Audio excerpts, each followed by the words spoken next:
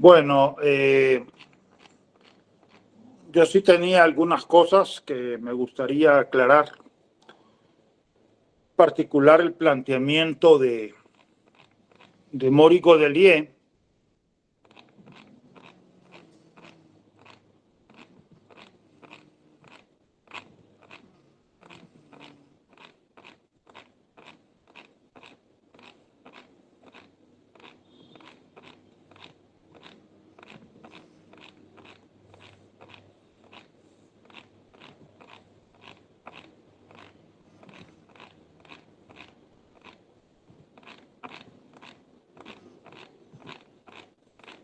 Bueno, en general, los antropólogos marxistas que toman este concepto de totalidad social, que es muy importante para que nosotros podamos desarrollarlo en las investigaciones.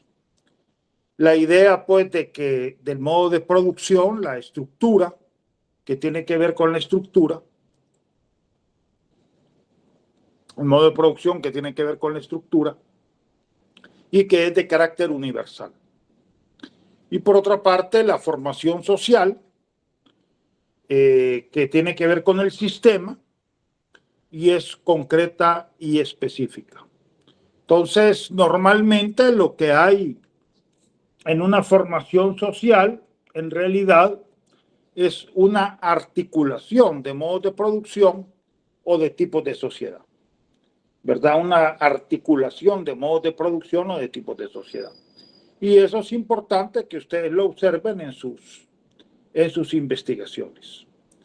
En el caso de El Salvador, bueno, tendríamos la economía capitalista, que es la economía dominante, ¿verdad? La estructura económica dominante, basada en la relación capital-trabajo, en donde la fuerza de trabajo se constituye en una fuerza de trabajo libre, libre de los medios de producción y libre también de poderse contratar en cualquier establecimiento.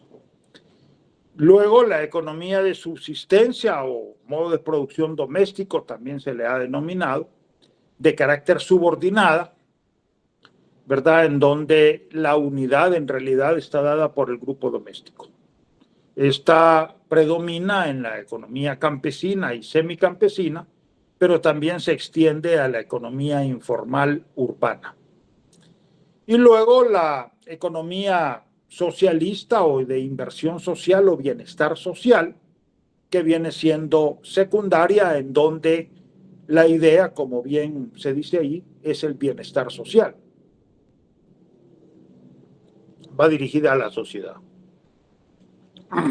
Importante hacer ver de que esta inversión social no es algo nuevo. Es más, quizás en otras épocas, en concreto los regímenes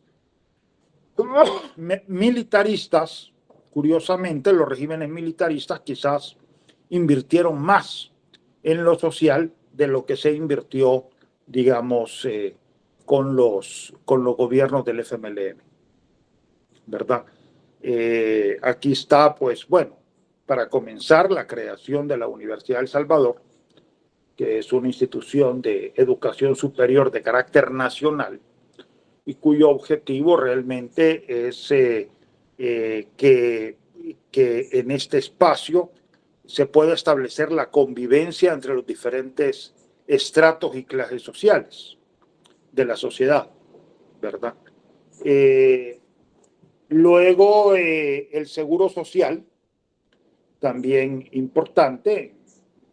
El origen está en 1954 con el gobierno de Osorio, ¿verdad? Luego, bueno, los hospitales nacionales, los institutos nacionales y la educación pública en general, ¿verdad? Entonces, todo ello nos da un nivel de inversión social importante.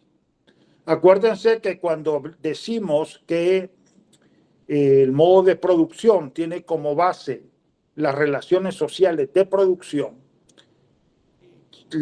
definitivamente que sí, que tiene como base las relaciones sociales de producción, pero la producción es producción de bienes y servicios.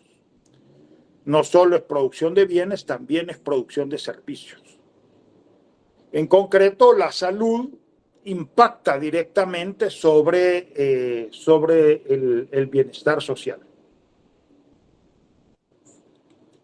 sobre la economía, ¿verdad? Sobre la economía. ¿Cuánto gasta, digamos, una persona en medicinas y hospitales, médicos? Bueno, realmente de repente uno puede calcular que más del 50% de los ingresos de una persona se van en medicinas, médicos y hospitales, ¿verdad? Es decir, la salud impacta directamente en la economía familiar. Lo mismo la educación también, cierto nivel de educación es necesario para el desarrollo de las empresas, sobre todo las empresas capitalistas, ¿verdad? Ahora también las empresas agrícolas, por ejemplo, en el caso del norte de Chalatenango, eh, la investigación de Susana Alvarenga nos hace ver cómo ellos mandan a sus hijos, a especializarse en ingeniería agronómica para luego llegar pues a aportar a la producción agrícola en el norte de Chalatenango. En concreto, su investigación es sobre el cantón Las Granadillas, que son productores de cebolla, principalmente de cebolla, ¿verdad? Y le venden a Walmart y le venden a los supermercados. Entonces, ¿por qué parto de esto? Porque realmente lo que Godelier y Meillassoux están insistiendo es en descubrir las lógicas subyacentes, las lógicas profundas en las actividades económicas y sociales. Más allá de lo que nosotros podemos observar, de lo que nosotros podemos captar a través de los sentidos, hay estructuras que están condicionando el comportamiento económico y social de los sujetos. Y esas estructuras crean lógicas que condicionan ese funcionamiento, ¿verdad? Entonces, Godelier nos dice, bueno, hay que descubrir esas lógicas. Por supuesto que en la economía informal nosotros podemos ver gente vendiendo CDs, vendiendo ropa, vendiendo diferentes artículos. Hay algunos que efectivamente lo hacen bajo una lógica empresarial, pero hay otros que lo hacen bajo una lógica de subsistencia. ¿Qué es lo que determina que la lógica sea empresarial o de subsistencia? Bueno, esto, ¿verdad? Cuando estamos hablando de una lógica de subsistencia, estamos hablando de una economía del valor de uso, ¿verdad? Basada en la adquisición de mercancías o bienes. Y en ese sentido, hablamos de una lógica basada en mercancía, dinero, mercancía prima. Porque lo que se busca es un bien o un servicio, ¿verdad? Y aquí estamos hablando de un modo de producción campesino o modo de producción doméstico. Pero cuando hablamos de una lógica capitalista, entonces estamos hablando de una lógica de reinversión y maximización de beneficios, en donde la maximización de beneficios se da a través del dinero. Por eso es dinero, mercancía, dinero prima. La lógica de beneficios se da a través del dinero, del incremento del capital, ¿verdad?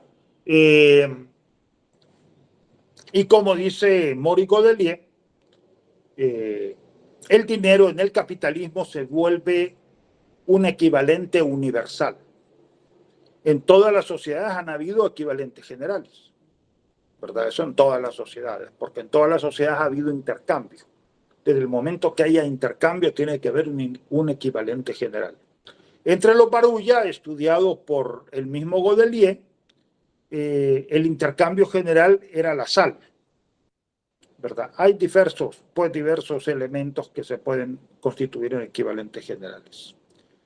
Pero en el caso del capitalismo, el equivalente general es el dinero, pero se constituye en un equivalente universal. ¿Qué quiere decir esto? Que todo se puede comprar con el dinero, todo. En muchas sociedades, por ejemplo, no. La fuerza de trabajo no se compra con el dinero. La tierra muchas veces no se compra con el dinero.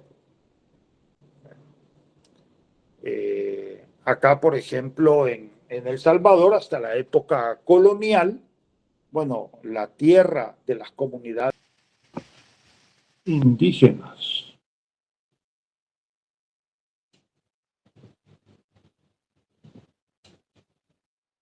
no se compraba con el dinero, ¿verdad? Habían conflictos, por cierto, que mestizos poderosos que querían apropiarse de las tierras, siempre lo hubo, ¿verdad? Pero la tierra no se compraba, esa tierra, digamos, de las comunidades indígenas no se compraba con el dinero, ¿verdad? Por eso vino la ley de extinción de ejidos y propiedad comunitaria, con el objeto de privatizar la tierra, con el objeto de privatizar la tierra. En México, la Revolución Mexicana instauró los ejidos, y también los ejidos no eran comprables ni vendibles a través del dinero. Entonces, pero en el capitalismo la tendencia es esa, que el dinero se constituye en un equivalente universal, con el cual se puede prácticamente comprar todo. Entonces están estas dos lógicas, la lógica de subsistencia basada en la adquisición de bienes y servicios, ¿verdad? En donde la fórmula tradicional ha sido mercancía, dinero, mercancía prima, y la lógica capitalista donde el objetivo es la maximización de beneficios. En la lógica de subsistencia el objetivo es la satisfacción de las necesidades humanas. Por eso es que lo que interesa es la adquisición de bienes y de servicios, porque lo que se busca es satisfacer las necesidades humanas, la necesidad de la persona y del grupo doméstico, ¿verdad? La necesidad de la persona y del grupo doméstico. Y como hemos dicho, las necesidades son históricas. Entonces lo que se busca es satisfacer las necesidades humanas. Y las necesidades humanas son finitas. Las necesidades humanas son finitas. Yo me puedo comer determinada cantidad de carne. Puedo comer determinada cantidad de aguacates, ¿verdad? O si me gusta mucho la música, como es el caso de mi persona, puedo tener un par de aparatos de música de buena calidad. Yo no escucho música en esos aparatitos que ustedes escuchan en esos celulares. No, para mí es necesario tener un aparato que me reproduzca cierta calidad de sonido. Pero ¿cuántos aparatos puedo tener? Pongámosle 2. Pues ya estuvo, ¿verdad? Es decir, las necesidades humanas son finitas. Lo que es infinito, lo que es ilimitado prácticamente, es el interés de maximizar beneficios, ¿verdad? El incremento constante de los beneficios, como diría Eric Wolf. El incremento constante de los beneficios. Eso es ilimitado. Ahí tenemos uno de los hombres más ricos de este planeta, Carlos Slim, que tiene cubiertas sus necesidades, las de su familia, y cubiertas las necesidades de su familia por varias generaciones, y sin embargo el hombre sigue incrementando beneficios. Siempre mantiene el interés de incrementar los beneficios.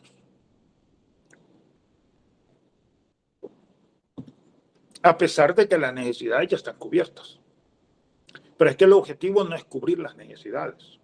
El objetivo es incrementar cada vez más los beneficios, ¿verdad? Incrementar cada vez más los beneficios, porque eso les da poder social. Entonces, en El Salvador, bueno, tenemos estas tres lógicas en realidad, ¿verdad? La lógica capitalista, la lógica de subsistencia y la lógica de bienestar social. En el caso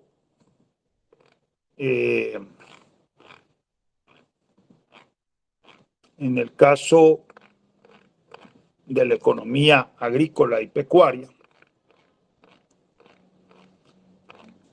siempre se ha establecido esto, ¿no? Entre los pequeños agricultores tenemos campesino pobre y medio. Campesino es cuando el sujeto produce bajo una lógica de subsistencia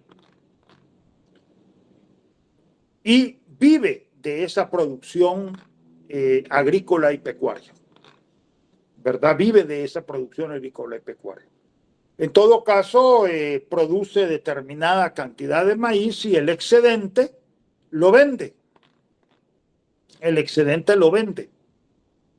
Pero hasta ahí es un campesino, ¿verdad? Hasta ahí es un campesino que está viviendo de la producción de granos básicos, ganadería a pequeña escala. Muchas veces tienen tienditas también de bajo nivel de rentabilidad. Hasta ahí estamos hablando de una economía campesina. Y por otra parte tenemos al proletario agrícola, que es aquel que se quedó sin tierras y que vende su fuerza de trabajo para sobrevivir. Pero también se da el caso del semicampesino. Otros autores acuñaron el término semiproletario agrícola, que es aquel sujeto que tiene una pequeña parcela, produce en esa pequeña parcela, pero no logra satisfacer las necesidades básicas de su grupo doméstico. No logra satisfacer las necesidades de su grupo doméstico. Y entonces necesita vender su fuerza de trabajo a los campos de café, caña de azúcar, a mediados del siglo XX, algodón, aunque eso ya dejó de producirse, o en las maquilas, en las fábricas, ¿verdad? Se contratan para complementar sus ingresos. Ojo, estamos tomando como unidad al grupo doméstico. Esa es la gran diferencia. En el capitalismo, la unidad es el individuo. En la economía de subsistencia o modo de producción doméstico, por esto es que Marshall Salins le denomina modo de producción doméstico, porque la unidad es el grupo doméstico. ¿Ok? Y en una economía, digamos, socialista o de bienestar social, la unidad es la sociedad, ¿verdad? La unidad es la sociedad. Entonces, en una economía campesina o semicampesina, la unidad es el grupo doméstico. Y entonces, este sujeto produce, digamos, en su pequeña parcela, qué sé yo, granos básicos. Normalmente son los hombres adultos los que más se involucran con la producción agrícola. A veces tienen algunas cabezas de ganado, pero pocas. Muchas veces alguien más se incorpora a las fábricas. En el caso de Joya de Serén, por ejemplo, para poner el cantón de Joya de Serén, son las mujeres las que se involucran a las maquilas, ¿verdad? Las mujeres, sobre todo las mujeres jóvenes, se involucran a las maquilas, ¿verdad? Entonces, siempre está el hombre adulto que está, digamos, dedicado a la agricultura. La mujer adulta muchas veces maneja las tienditas, la pequeña tiendita, y también se involucra con el comercio informal. La mujer joven muchas veces se involucra con las maquilas. Si tomamos el tema de Joya de Serena es una zona maquilera, ¿verdad? Fábricas de textiles, básicamente. Y bueno, y los hombres jóvenes pueden incorporarse en otras actividades. Allí estamos hablando de semicampesinos, es decir, de sujetos que combinan la economía agrícola de subsistencia con la economía capitalista, pero que se insertan a las estructuras de producción capitalistas. Ojo, que se insertan a las estructuras de producción capitalistas, ¿verdad? En los años 70 se acuñó el término de semiproletario agrícola, ¿verdad? Porque se pensaba que este sujeto que combinaba la economía de subsistencia con la economía capitalista era un sujeto en transición que se iba a convertir en proletario. La verdad es de que 50 años después nos dimos cuenta que eso no fue cierto. En algunos casos sí, hubo quienes se convirtieron en proletarios, pero muchos no lo hicieron. Se mantuvieron más bien combinando la economía de subsistencia con la economía capitalista. Entonces, a ellos se les denomina semicampesinos. A ellos se les denomina semicampesinos, ¿verdad? Porque ya es un sujeto estabilizado en las estructuras agrarias de El Salvador y yo diría de América Latina en su conjunto, ¿verdad? Es un sujeto estabilizado en las estructuras agrarias de El Salvador y de América Latina en su conjunto.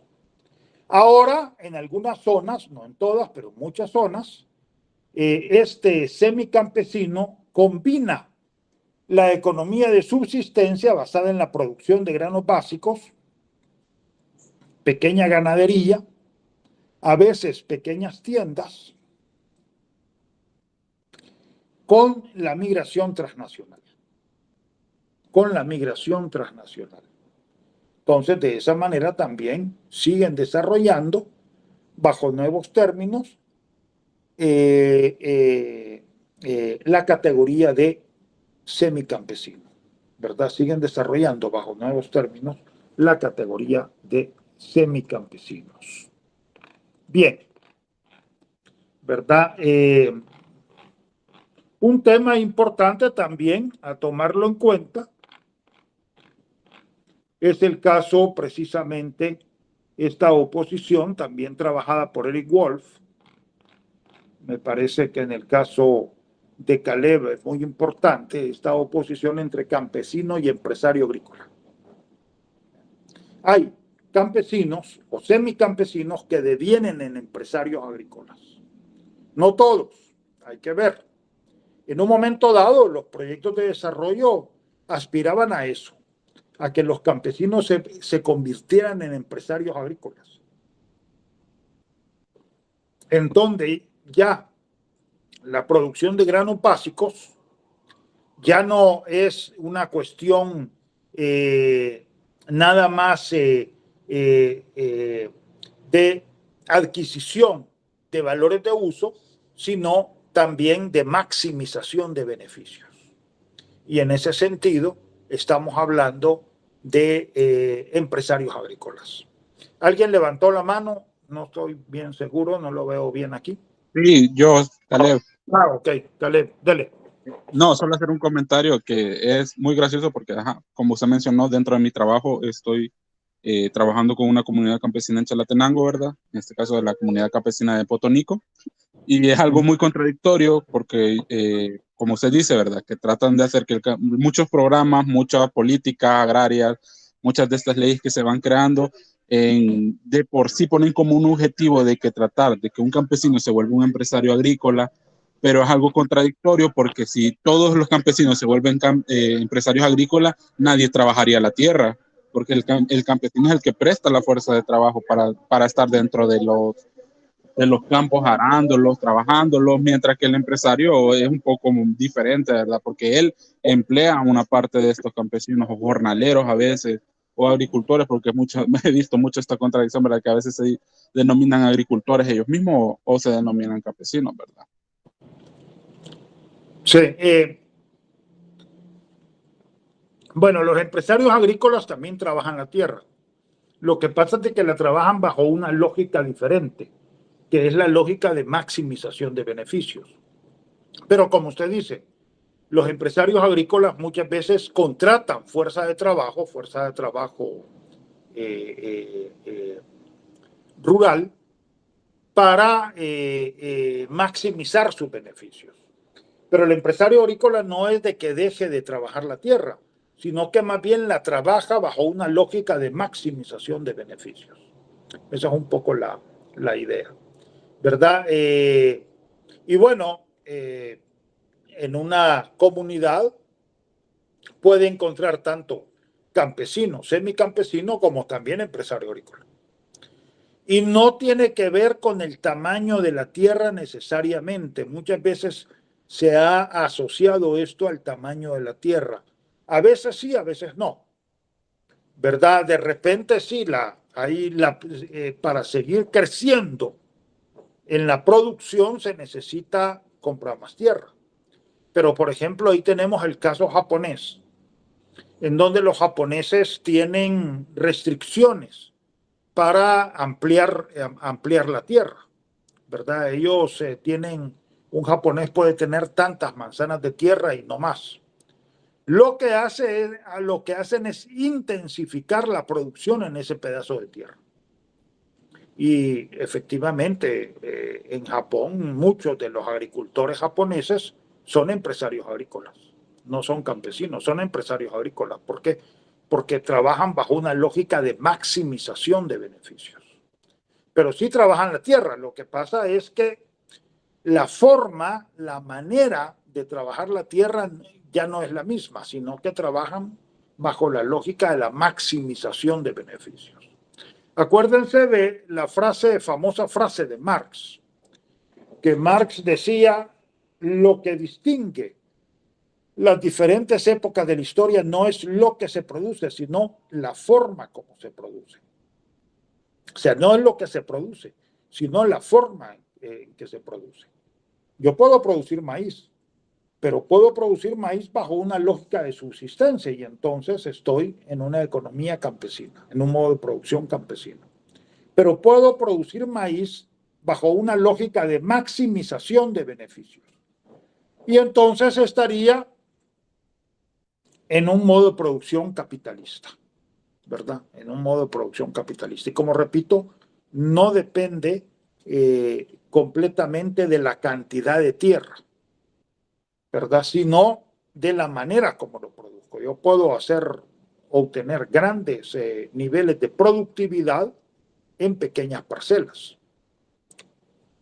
Claro, no en parcelas tan pequeñas, pero sí, digamos, ya en una extensión de 3, 5 manzanas, yo puedo tener altos niveles de productividad. Es la manera como se produce más que lo que se produce. Y en una comunidad, como repito, puede tener ambos niveles. Claro, y esto también nos lleva a lo que ya habíamos hablado,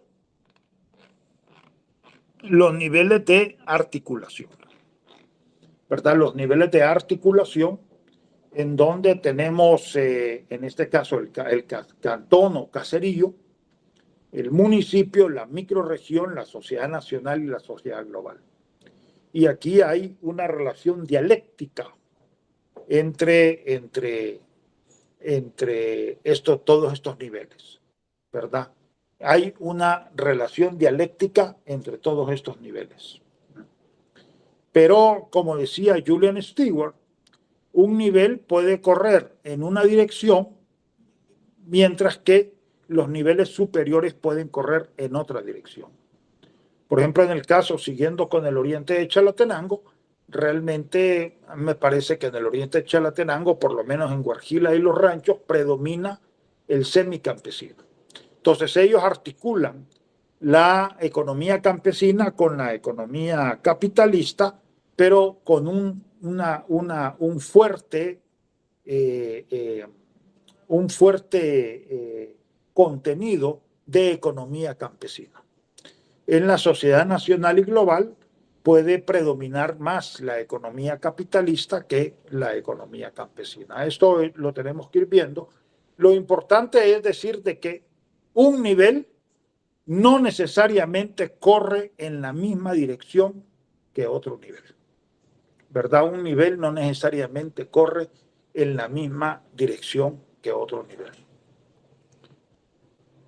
Pero siguiendo con la discusión que ya nos había introducido Caleb, ¿verdad? Perdón, quiero ver, sí, que ya nos había introducido Caleb. Bueno, la calidad de campesino, semicampesino o empresario agrícola depende de la manera, insisto, en que se produce. ¿Verdad? Una persona puede ser agricultor y si se produce bajo una lógica de subsistencia, entonces es campesino. Si combina esta lógica de subsistencia con la economía capitalista, entonces es un semicampesino. Pero si produce bajo una lógica de maximización de beneficios, entonces es un empresario agrícola. Como dije anteriormente, muchos de los proyectos de desarrollo han tendido a que el campesino se convierta en empresario agrícola. Y no siempre realmente el campesino se convierte en empresario agrícola, ¿verdad? Muchas veces se mantiene como campesino o también le viene muy bien la calidad de semicampesino. Por ejemplo, en el caso del oriente de Chalatenango, bueno, la migración transnacional hace que la gente obtenga remesas. Entonces, complementa su economía agrícola campesina de subsistencia con las remesas. Pero de la economía de subsistencia está sacando muchas cosas. Está sacando maíz, frijol, pipián, ayote, pepino, huisquil, animales domésticos. Luego, bueno, en el caso de Guarjila y Los Ranchos tienen huertos caseros, ahí producen camote, producen cebolla, etcétera. Entonces, obtienen una gran cantidad de productos de su dieta básica. Y esto, por supuesto, lo combinan con el ingreso que están obteniendo a través de las remesas, ¿verdad? De las remesas que envían sus parientes. Y bueno, esto ahí pues sí se da la calidad del semicampesino. Pero tampoco hay que olvidar el caso de la economía de bienestar social, ¿verdad? De esa muchas veces nos olvidamos. Muchas veces los pequeños agricultores reciben, por ejemplo, semilla mejorada, ¿no, Caleb?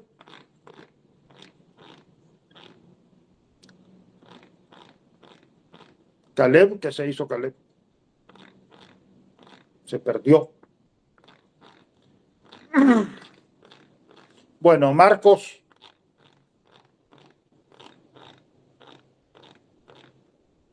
Marcos. Bueno, ¿hay alguien por ahí? Hola, ahora se me escucha. ¿Se me escucha? Sí, escucha perfectamente. Ok. Lo que decías de que yo no sé en el caso de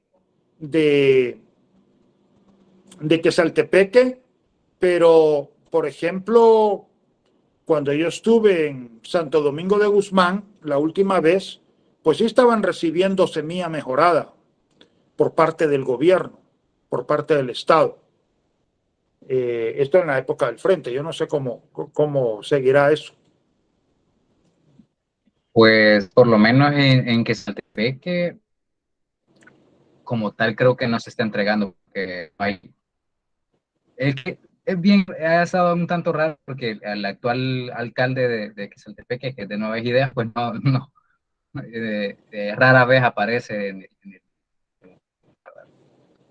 Pero antes sí se entregó. entonces no, antes sí se entregaba, y por lo menos Claro. por parte de, y el problema actual que está dentro de la asociación es porque no hay una separación bastante clara de quienes están a favor del partido, ¿verdad? Y dentro de la alcaldía hay miembros del MLN partidario todavía, entonces muchas de las asociaciones o grupos partidarios, bueno, no partidarios, pues ya no están recibiendo apoyo por parte de la alcaldía, entonces por lo menos ABDIES, que es la asociación con la que estoy trabajando, ellos mismos tienen ¿cómo se llama?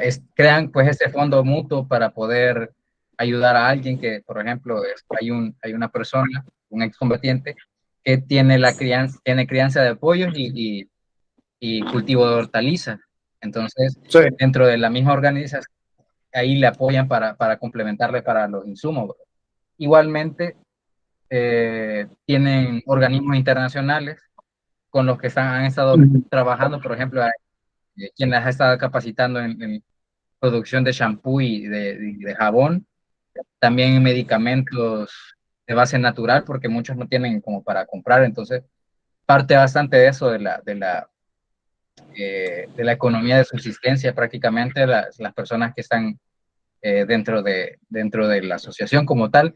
En el resto del municipio puede ser que sí haya personas que estén recibiendo aún eh, semilla, pero no es tan evidente o no lo hacen como en una campaña así bien, como regularmente se hace en otras zonas, ¿verdad? Solamente. Sí. Caleb, vuelvo con usted. ¿Y ahí en Potonico?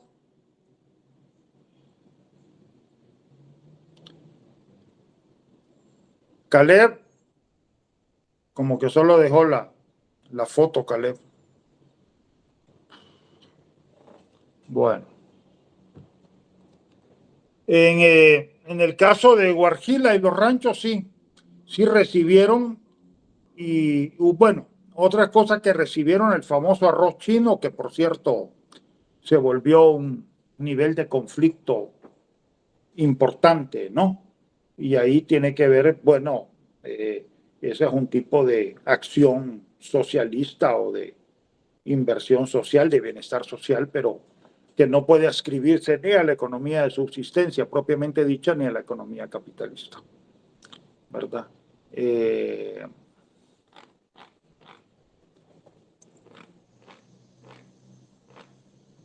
No sé en las otras investigaciones cómo se vendría aplicando esto. Baja, Caleb, ¿qué pasó? Perdón, me había levantado al baño. ¿Qué es lo Ah, que preguntó? Perdón, no pude oír. no, lo que pasa es de que lo que estábamos diciendo, por ejemplo, en algunas zonas sí se ha recibido semilla mejorada por parte del Estado, ¿verdad? No sé cómo en el caso de Potonico. Bueno, de mi parte, yo pude estar tanto en la entrega previa, porque se hace, digamos que seccionada, o sea, una parte se va primero, se van dando por partes. La primera parte que dieron fue la de frijol, la de maíz la dieron, Sí, si no estoy mal en las fechas, la dieron en la primera semana de junio. sí, Eh, y yo solo pude estar 2 días porque el problema que tuve que muchos de mis familiares se enfermaron, pues no me podía estar quedando con ellos, pero sí pude estar presente en las entregas. Eh, digamos que fueron más detalladas que las entregas previas, porque en las entregas ya, digamos que las propias que hace el gobierno, porque llevan camiones del gobierno, llegan los militares, llegan la policía, llegan los del Ministerio de Agricultura y si no me recuerdo, la escuela de agronomía, si no mal recuerdo también, pues llegaron a hacer todas estas entregas y fue demasiado grande para mi parecer, pero pude ver detalladamente las entregas, cuáles eran digamos que las formas en que se hacía como el listado y estuve haciendo preguntas, ¿verdad? Más que todo a mis informantes que fueron a recibir los paquetes de que en cuánto tiempo los iban a utilizar y cosas así. La mayoría sí los iba a utilizar ellos, otros se los iban a encargar a otras personas, como ejemplo, ¿verdad? Sí, Son demasiado ancianos y ya no pueden trabajarlo, más que todo por lo del COVID. Muchos mencionan bastante esto de que el COVID les hizo cambiar bastante esto de estar trabajando tanto tiempo. sí, de acuerdo. Bueno, es nada más para tomarlo en cuenta, porque esto es un nivel de inversión social que no entraría dentro de una lógica propiamente capitalista, esto es intervención del Estado, ¿verdad? Tampoco en una lógica propiamente de economía de subsistencia, sino que más bien remite a una acción de carácter socialista o de bienestar social, ¿no? Sofía, ¿cómo aplicaría usted esto?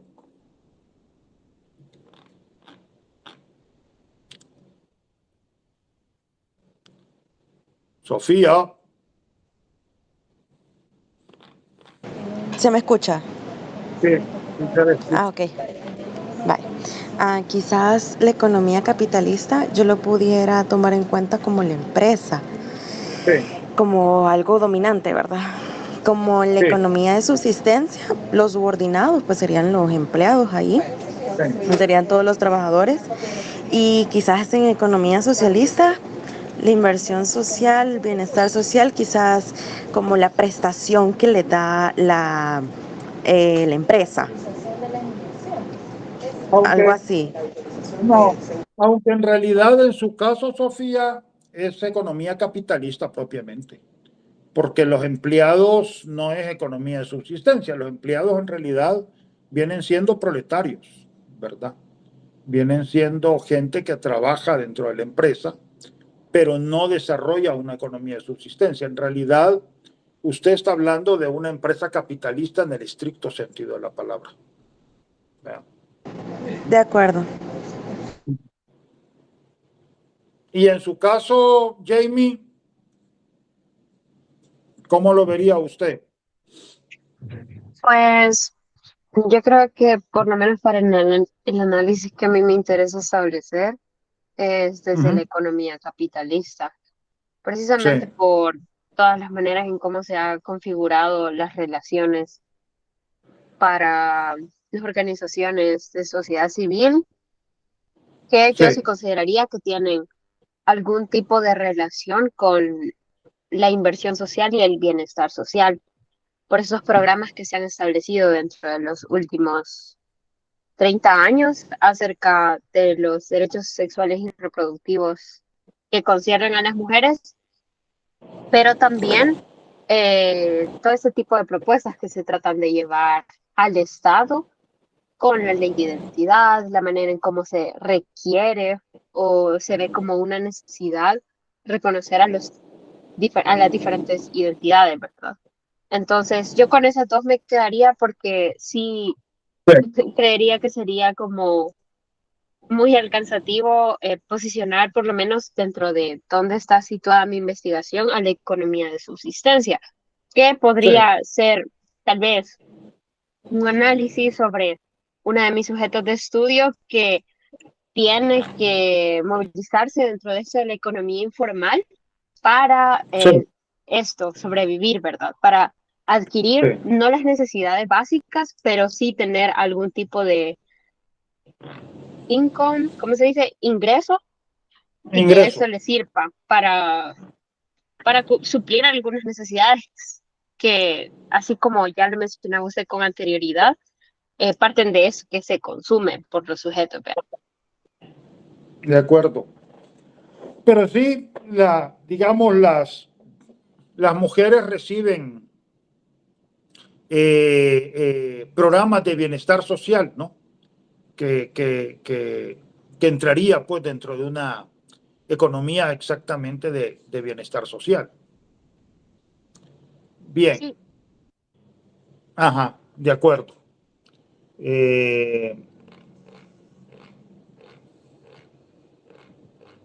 Y Alexandra, bueno, usted, Alexandra, es más la cuestión capitalista propiamente dicha, ¿no?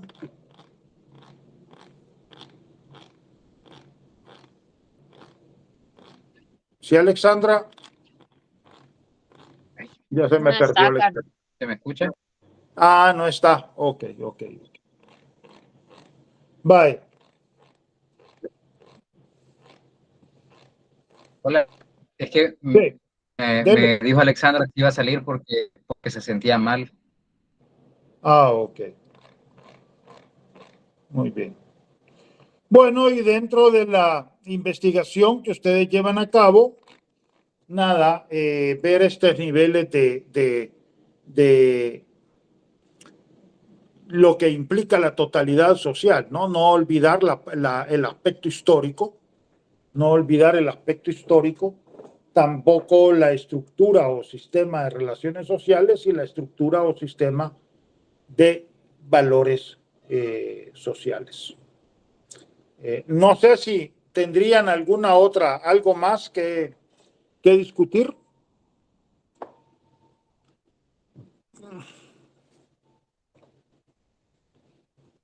No. Bueno, entonces si quieren dejamos para el jueves Mórico Delie y Hamza Lavi, y ahora sí, pues el jueves entramos con Mórico Delie y Hamza Lavi. Ok, cuídense. De acuerdo. De acuerdo, feliz Adiós. tarde. Feliz tarde. Gracias, Chao. feliz